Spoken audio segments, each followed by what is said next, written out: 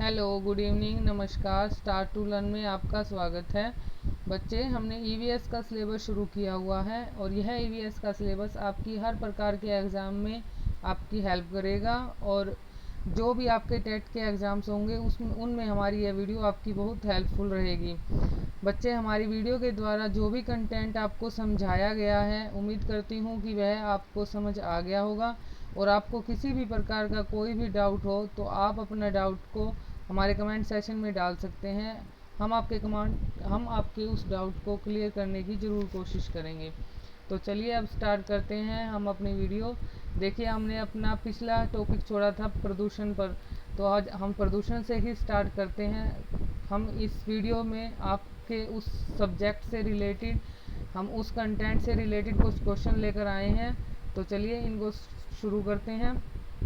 प्रदूषण प्रदूषण क्या होता है, पहले तो उसे समझने की कोशिश करेंगे कि प्रदूषण है क्या। पर्यावरण के विभिन्न तत्वों, वायु, जल, मृदा। हमारे पर्यावरण में क्या है? पर्यावरण में हमारे वायु है, जल है, मृदा है और इन तत्वों के अंदर किसी भी अवांछित परिवर्तन का होना ही प्रदूषण कहलाता है। जैसे एग्जाम्पल में हम ले लेते हैं कि वायु में क्या है, 78% नाइट्रोजन है तो है और ऑक्सीजन 21% है तो है। अगर इनमें कोई भी बदलाव होता है, इनमें कोई भी घटोतरी या बढ़ोतरी होती है तो वहीं पर इनका संतुलन बिगड़ जाता है और इसी असंतुलित वातावरण को ही प्रदूषण का नाम दिया गया है। ऐसे ही सभी प्रदूषण होते हैं, जैसे वायु प्रदूषण है, जल प्रदूषण है, ध्वनि प्रदूषण है, ये सभी। तो देखिए वायु प्रदूषण क्या होता है। वायु प्रदूषण के कारण क्या हैं? वायु प्रदूषण तो हमने देख लिया कि जैसे नाइट्रोजन है 78% और ऑक्सीजन है 21%। अगर इनमें कुछ भी बदलाव होगा तो वह प्रदूषण होगा। और इस प्रदूषण का कारण क्या है, पहले वह जानने की कोशिश करते हैं। जैसे ज्वालामुखी विस्फोट है, तो ज्वालामुखी विस्फोट के द्वारा जो धुआं निकलता है उसमें जो भी एयर पोल्यूट निकलते हैं वो हमारे शरीर को, हमारे वातावरण को बहुत ख़राब कर देते हैं और बहुत सी गंदी गैसें निकलती हैं जो हमारे वायुमंडल को प्रदूषित करती हैं। और जैसे जंगल में आग है, तो जब जंगल में आग लगती है तो वहाँ भी बहुत सी गैसें निकलती हैं। हमारी फैक्ट्रियों व कारखानों से ख़तरनाक गैसें निकलती हैं जो हमारे शरीर को नुकसान पहुँचाती हैं, हमारे फेफड़ों को नुकसान पहुँचाती हैं। ऐसे ही वाहन से निकलने वाली गैस है जैसे CO, कार्बन मोनोऑक्साइड, यह भी हमारे लिए बहुत हानिकारक है। तो देखिए, गैस जो वाहन से निकलने वाली गैस है, ये तो क्वेश्चन काफ़ी बार देखा भी गया है कि वाहन से जो गैस निकलती है वो कौन सी है। तो वाहन से जो निकलने वाली गैस है वो होती है CO, कार्बन मोनोऑक्साइड।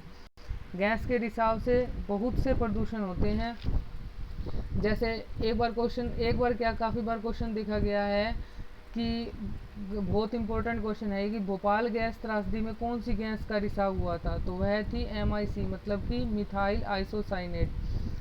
तो चलिए आगे करते हैं।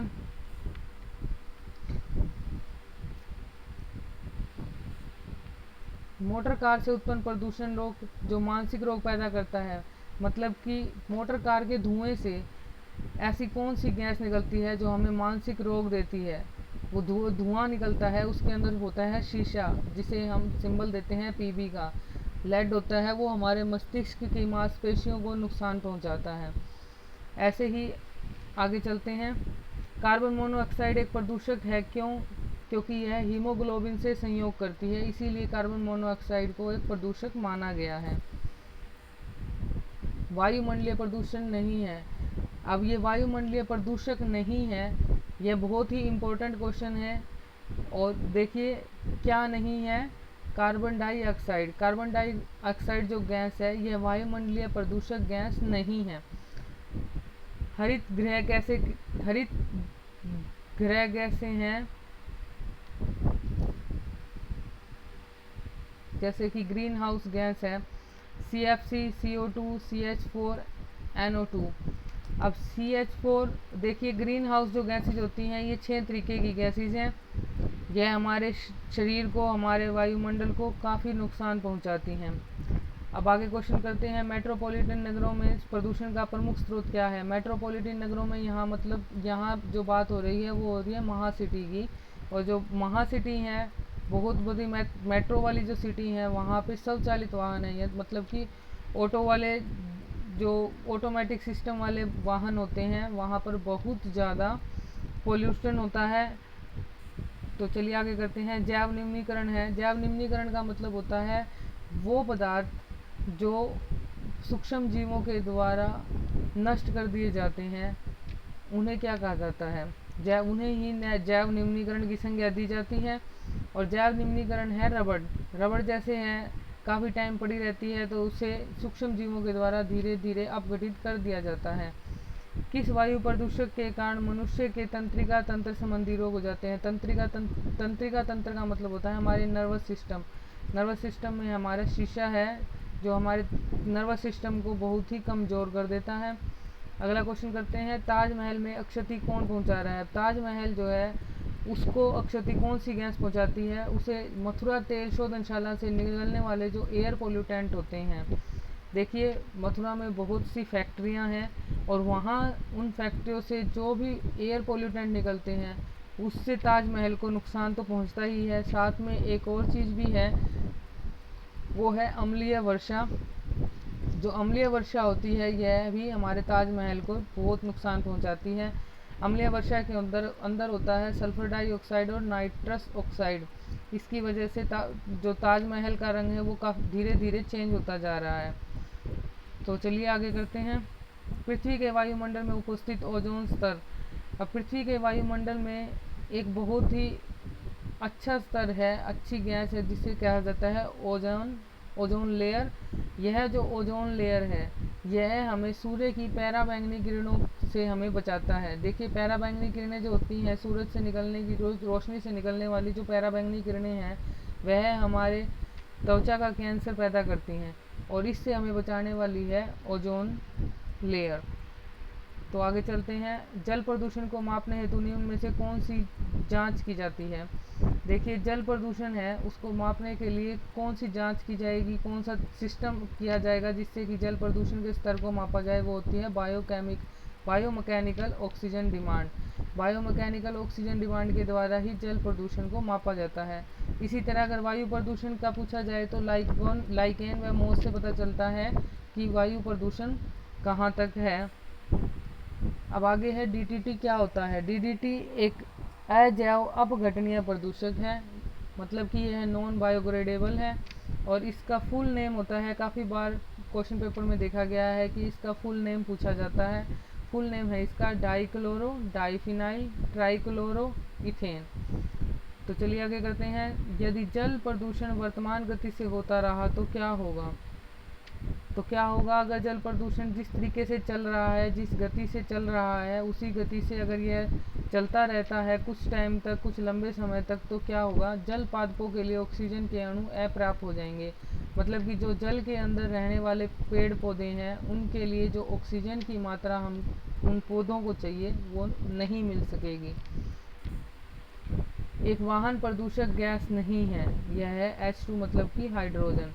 ऊर्जा के किस रूप में प्रदूषण नहीं है, मतलब कि ऊर्जा का वो कौन सा रूप है जिसमें वातावरण को प्रदूषित नहीं किया जाता, वह होती है मतलब कि जो सोलर ऊर्जा है, जो सोलर लाइट है, जो सोलर सिस्टम है, वो उससे किसी भी प्रकार का कोई भी प्रदूषण नहीं फैलता। राष्ट्रीय पर्यावरण अभियांत्रिकी संस्थान है नागपुर में, और नागपुर याद रखिएगा दोस्तों ये है महाराष्ट्र में। तेजाब वर्षा पर्यावरण में निम्न प्रदूषण से होती है। तेजाब वर्षा मतलब कि अम्लीय वर्षा जो है वो पर्यावरण में किस वजह से होती है, वो होती है नाइट्रस ऑक्साइड एवं CO2 की वजह से। ब्राउन एयर शब्द का प्रयोग किसके लिए किया गया है। ब्राउन एयर का शब्द का प्रयोग किया गया है प्रकाश रासायनिक धुएं के लिए। फ्लाई ऐश वातावरण प्रदूषक है जो उत्पन्न होता है। फ्लाई ऐश वातावरण प्रदूषक क्या है, फ्लाई ऐश है, यह एक राख है। फ्लाई ऐश यह जो प्रदूषक है यह होता है थर्मल पावर प्लांट की वजह से। देखिए थर्मल पावर प्लांट में कोयला यूज़ किया जाता है और जहाँ कोयला यूज़ होगा वहाँ राख तो होगी, तो इसीलिए जो राख है वो वातावरण प्रदूषक है। जैव निम्नीकरण प्रदूषक है वाहित मल। वायु प्रदूषण के लोगों में फुफ्फुस कैंसर होने वाला रोग है वातस्फीति। वातस्फीति का जो रोग होता है वो वातस्फीति का जो रोग है वो है फुफ्फुस कैंसर। पर्यावरण संरक्षण के लिए कौन सी अंतर्राष्ट्रीय एजेंसी कार्य कर रही है?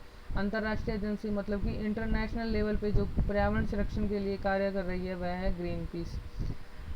भूमिगत जल के साथ नीचे की ओर बहने वाले प्रदूषकों को कहते हैं निक्षालक। ये तो काफ़ी बार क्वेश्चन देखा गया है। प्राकृतिक स्रोत ज्वालामुखी से उत्पन्न प्रदूषण मतलब कि जो प्रदूषण है उसमें प्रदूषण दो तरीके का होता है, दो तरह से करा जाता है। एक तो प्राकृतिक स्रोत होता है, एक मानवीय स्रोत होता है। तो जो प्राकृतिक स्रोत होता है वो है ज्वालामुखी से उत्पन्न। Thank you. उम्मीद है कि आपको हमारी वीडियो पसंद आई होगी, और अगर वीडियो पसंद आए, आपके लिए हेल्पफुल हो, तो प्लीज़ लाइक कीजिए, शेयर कीजिए और हमारे चैनल को सब्सक्राइब कीजिए। धन्यवाद।